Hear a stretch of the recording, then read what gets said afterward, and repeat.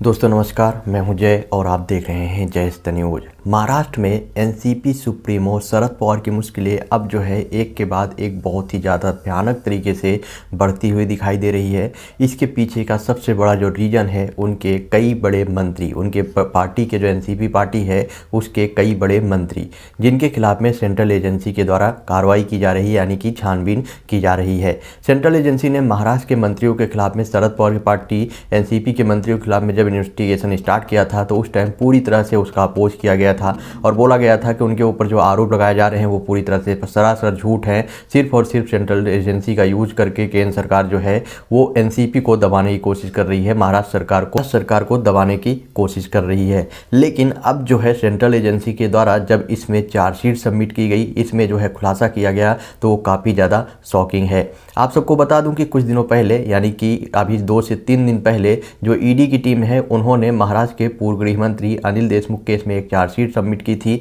इस चार्जशीट में कई बड़े खुलासे हुए ही थे, लेकिन इन्हीं सब चीज़ों के बीच में एक और अपडेट आ रही है, जहां पर बताया जा रहा है कि महाराष्ट्र के पूर्व गृह मंत्री अनिल देशमुख ने कथित तौर पर 1 दशक पहले नागपुर और नवी मुंबई में 86 एकड़ ज़मीन खरीदने के लिए 3.3 करोड़ रुपए के बेहिसाब पैसे का इस्तेमाल किया था। यह पैसा 30 करोड़ रुपए की बेहिसाब नकदी का हिस्सा था। मतलब कि 3.3 करोड़ रुपए जो इन्होंने यूज किए थे, मतलब ज़मीनों में लगाया था, ये पैसा जो है, जो उनके पास में 30 करोड़ रुपए बेहिसाब नकदी पैसा था, उसमें से यूज किया गया था, ऐसा जो है एजेंसी के द्वारा दावा किया जा रहा है। साथ में ही देशमुख ने सहयोगियों की मदद से हवाला ऑपरेटर, मुखौटा कंपनियों और फर्जी व्यापारिक लेन देन के जरिए बैंकिंग चैनल में भी और पैसे जो है वो लगा दिए थे। ये जो है एजेंसी के द्वारा खुलासा किया गया है। ईडी ने देशमुख के खिलाफ में जो चार्जशीट सबमिट किया है उसमें कहा है कि देशमुख ने इस पैसे का इस्तेमाल जो है ज़मीन खरीदने,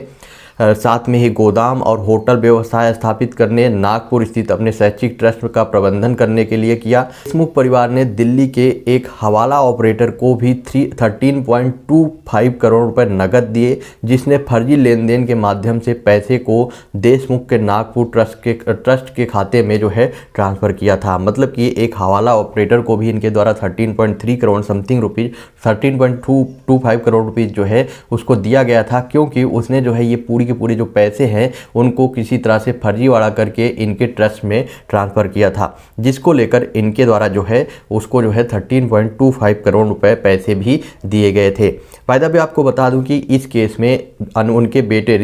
अनिल देशमुख के बेटे ऋषिकेश देशमुख, सलील देशमुख और अन्य 9 के खिलाफ में ईडी ने आरोप पत्र जो है दाखिल किया है। इन सारे के सारे लोगों के ऊपर आरोप लगाया गया है और इनके ऊपर कार्रवाई चल रही है। और रही बात अनिल देशमुख की जेल से बाहर आने की, तो अब वो चांसेस बहुत ज़्यादा कम हो चुके हैं, क्योंकि जैसा कि ईडी की तरफ से एक के बाद एक अनिल देशमुख के खिलाफ में सबूत पेश किए गए हैं और चार्जशीट सबमिट की गई है, उससे जो है अनिल देशमुख बहुत ही भयानक तरीके से फंस चुके हैं। लेकिन वही बात की जाए चंडीगढ़ कमेटी के सामने, तो चंडीगढ़ कमेटी जो इस केस की छानबीन कर रही है उसके सामने लगातार जो गवाह हैं वो यू टर्न लेते हुए दिखाई दे रहे हैं। ईडी के सामने जिन गवाहों ने गवाही दी है और लगातार अनिल देशमुख के ऊपर आरोप लगाए हैं, वही जब चंडीगढ़ कमेटी के सामने पेश होते हैं, चाहे वो सचिन वजह की बात करें या किसी और की, तो उन्होंने जो है पूरी तरह से यू टर्न लिया है और सीधा सीधा बोला है कि उनका जो है अनिल देशमुख को जानते ही नहीं थे, ना ही अनिल देशमुख ने उनको कभी भी इस तरह की वसूली करने के लिए बोला था।